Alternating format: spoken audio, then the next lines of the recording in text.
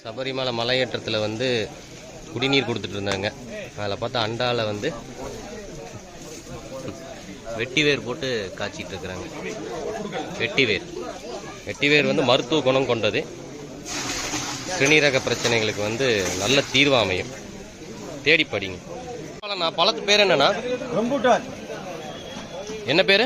Rambutan. என்ன சுவை? இனிப்பா? இன்னும் சபரிமலைக்கு எவ்வளவு தூரம் போகணுங்க? 2 கிலோமீட்டர்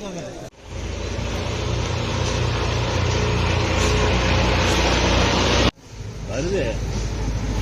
ஏகப்பட்ட டிராக்டர் வருது. எப்படித்தான்